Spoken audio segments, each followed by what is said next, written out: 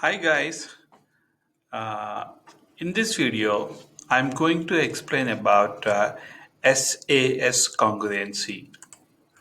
So SAS congruency means if two triangles have to be congruent, then two pairs of sides and the included angle. Here included angle means it's very important to remember. I see that most of the time some students are getting confused with the included angle. Included angle means, let's say, in the given question, two sides are marked. Let's say this side, let me name it as AB and BC.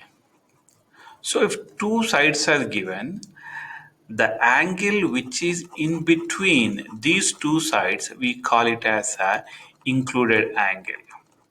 So, can I take angle A as included angle? Means the answer is no. Even angle C is also not included angle. So let's go to the next slide. Quickly see here. If I take case one in triangle IGH, I see that IG is marked and GH is marked. Therefore, the angle in between these two sides is angle G. Therefore, this is the included angle. Okay.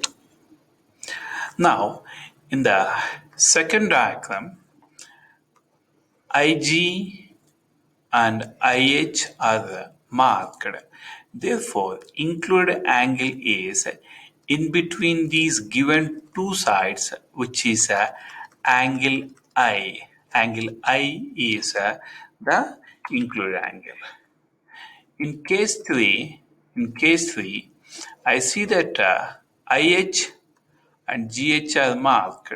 Therefore, included angle is the angle which is in between the given two sides is angle H. Okay. Now back to the whiteboard. Okay. Let's uh, let's take an example. Always go through the given data. Let me take my pen. Well, always go through the data. Given line segment BK is congruent to BA. So the first step is you please mark on the diagram BK and BA, these two are congruent. So just I'm marking these symbols. These symbols are indicating that these two are equal. And next, QB bisects. Remember, bisection means making into two equal halves. Two equal halves. Right? So here, angle KBA, I see that KBA means this angle, okay? This is bisected. Bisection means that makes into two equal halves, which means this angle equals to this angle. So just to make our job a little easier, I'm indicating this as angle 1 and angle 2. Okay. Now, first of all, let's think of proving these two triangles to be congruent. So my first triangle is a triangle KQB. This is my first triangle, and the second triangle is it is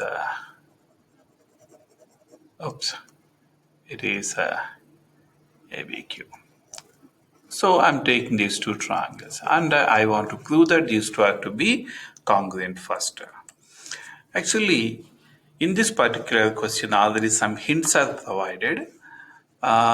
First one, let's take what is given.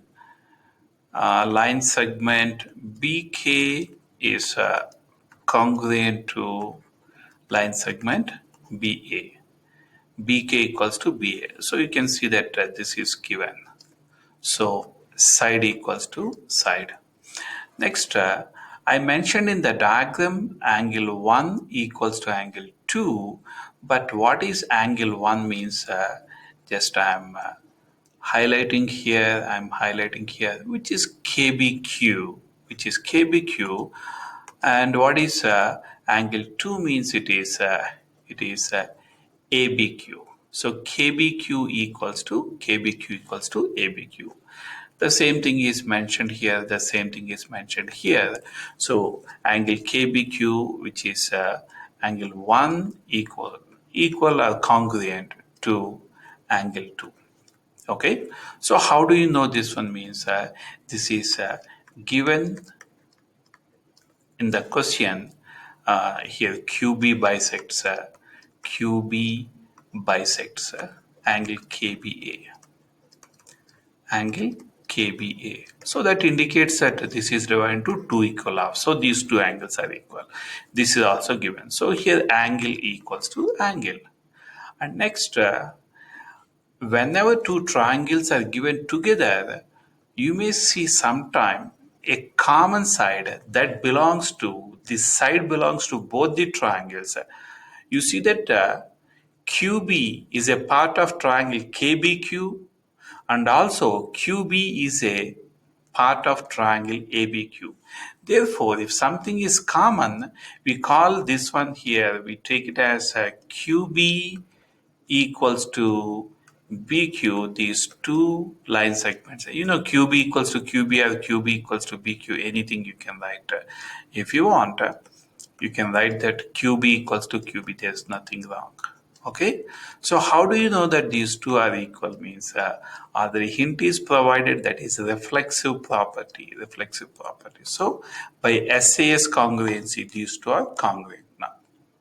So how do you know that these two triangles are congruent means already you see that we proved that two sides and an included angle. Friends, please remember included angle means the angle in between the given two sides. Okay, so here by SAS congruency or SAS postulate, anything you can write. Okay, the last part is if these two triangles to be congruent, I just assume that if I'm folding these two, what happens is point K will align with point A, right? Just like if like a book, if I'm folding, okay, or else in terms of transformations, you can say that it is a reflection.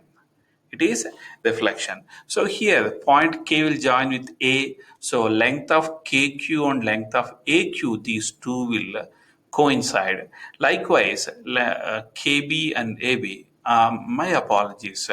Here there should not be KB and AB. Instead of KB, it should be KQ and AQ. I'm sorry, there is a typo error while typing the question. It should be KQ and AQ.